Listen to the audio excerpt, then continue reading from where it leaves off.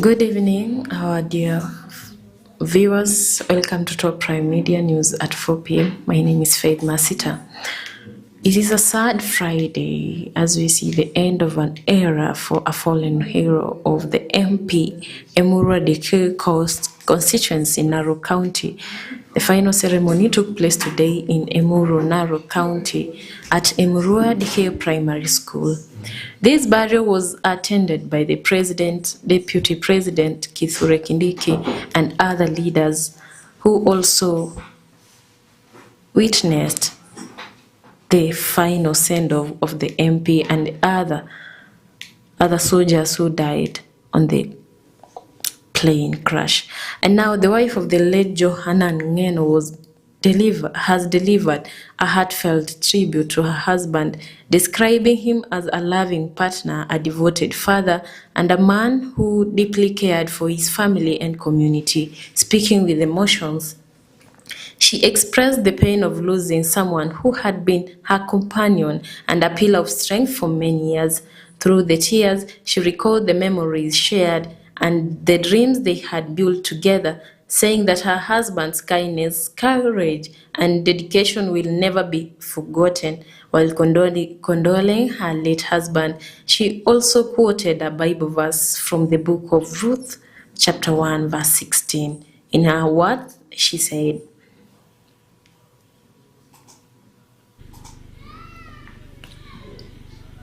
I'm going to read the tribute. Penzi wangu Johanna, kuondoka kwako kumeacha pengo kubwa moyoni mwangu. Ulikuwa mume wangu, rafiki yangu na faraja yangu. Upendo wako utaendelea kuishi ndani yetu milele. Kama ilivyoandikwa katika Biblia, Ruth 1:16. Usinisihi ni kuache, nirejee nisikufuate. Kwa maana uendako nitakwenda, na ukaapo nitakaa. Watu wako watakuwa watu wangu, na mbugu wako atakuwa Mungu wangu.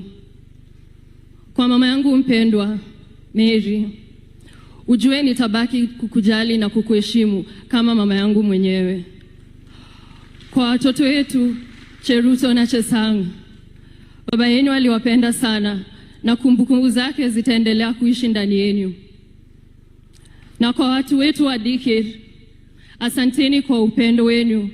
Nitaendelea kuwa karibu nanyi na kuwasaidia kadri nitakavyoweza. Johanna, ulipendwa na utakumbukwa daima. Asanteni.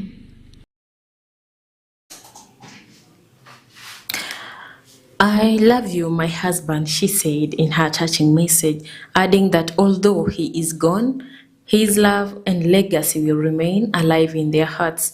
She encouraged the family members and the friends to remember him, not with sorrow alone, but also with gratitude for a life he lived and the impact he made. The tribute has moved many people, with messages of condolences, support pouring from friends, relatives, and members of the community.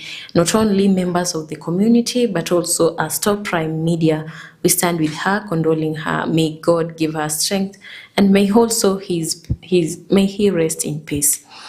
Also, during the ceremony, President William Ruto gave out his speech. He shared his tribute by saying that it is such a painful loss to lose such a good leader who was determined to work for citizens, not only in his constituency alone, but also in Kenya. The history of Emurua Dikirr won't be the same without Johanna Ngeno.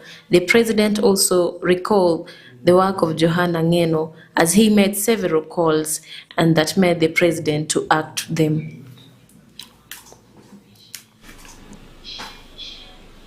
Na wakati niliambiwa kumetokea ajali na mkuu wa polisi wakati alinipigia, na baadaye mkuu wa jeshi pia akanipigia kwamba tumepata ajali, na inaonekana ya kwamba mbunge wa Emurua Dikirr alikuwa kati ya wale waliopatikana na ajali hiyo. Na nikaelezwa mahali alikuwa na mahali baadaye maisha yake ilikuja ikaishia. Ikawa ni mambo ambayo sio ya kawaida, kwa sababu Ng'eno alikuwa kiongozi wa aina ya kipekee. The president also said that Shauri Moyo Estate should be renamed after Johana Ng'eno for the remembrance of the death of Johana Ng'eno, and also for the remembrance of the good works that he has been doing.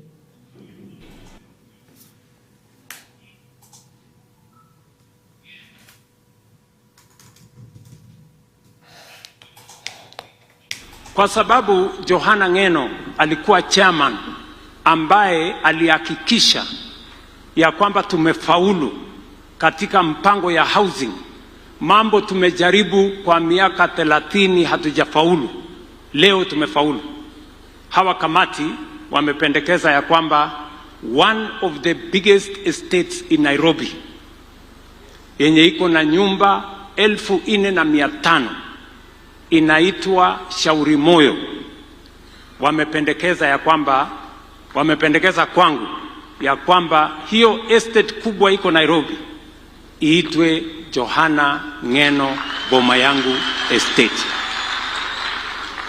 And therefore, I am directing the Ministry of Housing to rename Shauri Moyo Housing Estate to Johana Ng'eno Housing Estate in the city of Nairobi. Kwa heshima ya kazi ya ujenzi wa manyumba, Mheshimiwa Ng'eno alitoa uongozi wake kama chairman.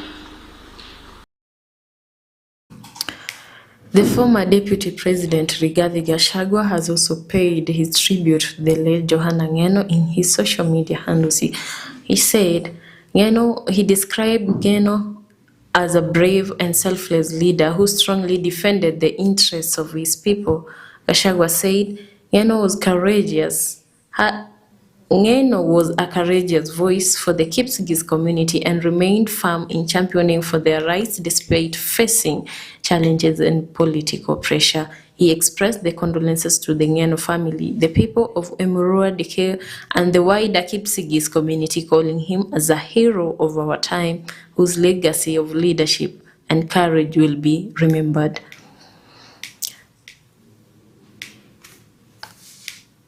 Kalonzo Musyoka says that Kenya is facing governance crisis, not institutional shortage. Kalonzo Musyoka has said that Kenya's current challenges are not due to lack of institutions or financial instruments, but rather crisis of governance. Speaking on the state of the nation, the vice president asked the country. The vice president argued that the country already has sufficient structures and systems in place, but the main issue lies in how they are being managed and implemented. Kenya's stake in Safaricom PLC.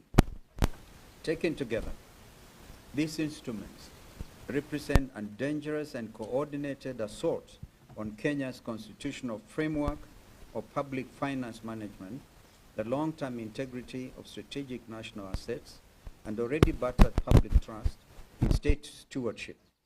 They are being advanced at a moment when Kenya's fiscal credibility is under acute stress, and when the Kenya Pipeline Company IPO has demonstrated what happens when government asset transactions are conducted without transparency and without competitive process or genuine public buy-in.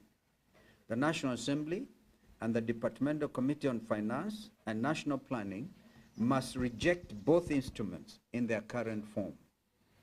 Number one, the National Infrastructure Fund Bill 2026, a solution in Musyoka noted that the stronger leadership, transparency, and accountability are necessary to address the country's problems. He also emphasized that improving governance would allow existing institutions to function effectively and deliver services to the citizens. The remarks come at the time leaders across the country continue to debate solutions to Kenya's economic and political challenges. Several feared dead in multi-vehicle crash along the Eldoret-Nakuru highway. Several people have feared dead following a horrific road accident involving 8 vehicles at the Kamara area along the Eldoret-Nakuru highway. The crash, which occurred earlier today, caused the major traffic disruption emergency as responders rushed to the scene to assist the injured and clear the wreckage from the busy highway. Witnesses reported that the collision involved multiple vehicles, including private cars and trucks, leading to the extensive damage and raising fear of multiple casualties. Police and rescue teams are still working at the scene to determine the exact number of the victims and the cause of the accident. Authorities have urged the motorists to use the Eldoret-Nakuru road to exercise caution as investigations and rescue operations continue. And in Kajiado County, Bunge la Mwananchi Kitengela President Njoroge has criticized the low bursary distribution among schools by Kajiado East constituency MP Honorable Kakuta Maimai. Njoroge spoke during the Top Prime breakfast show, stating that giving 3,000 shillings to each student is very minimal. Maneno. Yeah. Hakuna vile utakuja kutuletea basari ya 3,000. Kuna school fees ya 3,000. Hakuna. Afadhali achukue hizo resources, atafute wale watoto they are in a need. Sure. Alipia watoto the full amount. Hawa watoto tujue wamesoma, lakini kuwalipia 3,000. Hiyo ni kama reward. Hiyo ni kama hongo. Zetu kuhonga watu. Because if you give 3,000 to each student, shule gani inasoma ni 3,000? Hakuna. Hiyo ni njia moja ya kuleta siasa katika basari. Yeye watu wangekaa na komiti, angalie machief. Kama yeye angekuwa ni mtu mzuri, angeangalia chiefs ambao wanakaa wanajua watoto wale ambao wako na shida. Sio watu individual. Because watu individual watakuwa na interest zao na jamii zao. Because watu wengi wameweka watoto wao. So the individuals is spanner boys and spanner girls. Exactly. And that is what they are doing. Good. And a reward. Wale watu ambao wanafanya campaign. Na kama yeye ni ukweli, asimame hapa adhibitishe, aseme Njoroge whatever that you unaongea. Mimi ni mtetezi wa haki. Yes. Aseme ni uongo. Because nitakwambia fulani si ni campaigner wako. Fulani si ni campaigner wako. Fulani ni campaigner wako. Nani alichukua hapa? Basari kwenda kugawa? Si ni marafiki zako? Yes. Na hiyo ndio kitu ambacho sisi tunakataa Kajiado East. Kama wakaaji wa Kajiado East.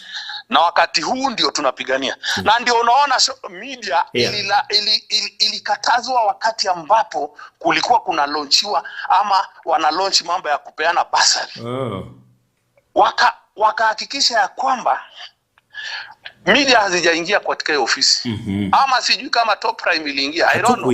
Because hakuwa pia hata mwaliko, hakuna.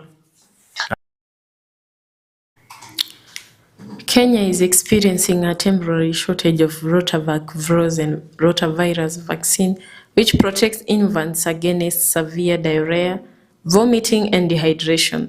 The vaccine is usually administered at 6, 10, and 14 weeks of age. Health Cabinet Secretary Aden Duale attributed the shortage of production delays by manufacturer Bharat Biotech due to facility upgrades affecting the global deliveries between 2026 and 2027. And on the business today, the World Bank has committed 64.6 billion shillings to transform the Nairobi metropolitan area mobility landscape. According to the Bretton Woods Institution, the financing will support the upgrade of 57-kilometer Nairobi Central Thika commuter rail into a modern urban rail system, improve safety and create jobs. The project aims to transform the Nairobi metropolitan area mobility landscape by upgrading the commuter rail into a modern urban rail system, reforming the institutional framework for urban transport, and supporting integrated land use planning around the stations. And on the sports today, Paris PSG is gearing up for their Champions League last 16 showdown with the Chelsea. They are also redoing